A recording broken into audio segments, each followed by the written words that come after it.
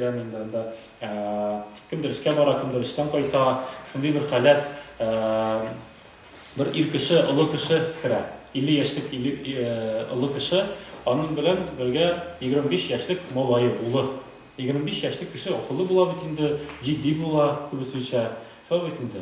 Монда һәм әмма ләкин шушы улының инде бер сәер генә шундый кыяфәте дә, галәмәте дә, бөтен үзен тотышы да тигендә шул моны тота, тәрәзәгә янына шуып килеп, тәрәзәдән карап, әти менә кара, агач, менә кара дигән агач, матур агач дип, әйе улым дип әйтә.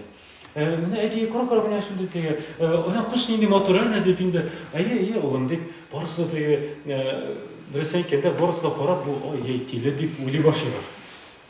Bunun nefsi doğmadı ki.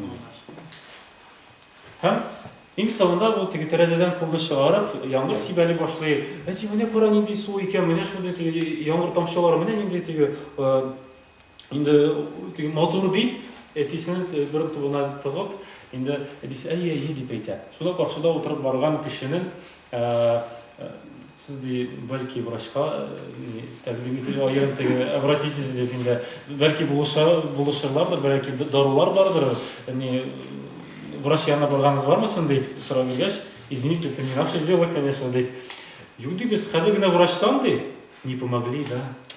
Deyip aytkeş, yok deyip buluştular deyip aytip benim oğlum deyip 25 yıl devrinde dım sukır idi. Hazır mene şu soңгы arada mene şu birнеше врачтан кайтышлыгына күрә башлады ди. Бөтен әйбер анара гаҗәеп хәлдә. Шул кышларны сайравын ишеткән, ул агач матур икәнлеге, менә яшел төсле икәнлеген ишеткән, әмма ләкин күрмәгән. Һәм дөресен әйткәндә кешенең баштан фикер, иң беренче фикер негатив. Бу тиле, бу сумасшедший, тегеләр булай дип.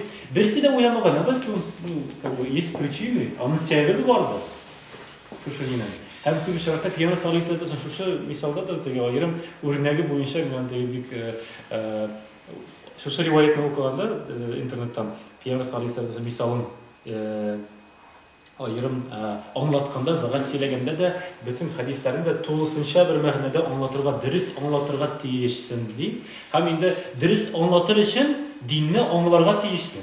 Bir gene kitap okup min galim buldum deyip tege kişilerge anlatam hazır mana şulay, manası yarı, manası yaram, manası halal, haram deyip kişilerge anlata başlasın özün de bilmeysin hali. Arapça aytılır küteyip, kichkina gene bir broşura. Axir ko'p ishrakda kishilar nek shu darajada. Ko'p ishrakda kishilar birgina o'qiylar, irata boshlaylar. O'zi de bilmaydi.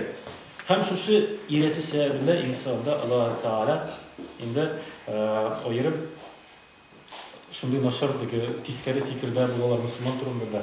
U bit on turumda shu kishi nashar, u kishi to'pas, nodon ekanligini o'ylamay, musulmonlar shunday deb aytib qo'yadi. Hem ansı insonda bik xatar aydır.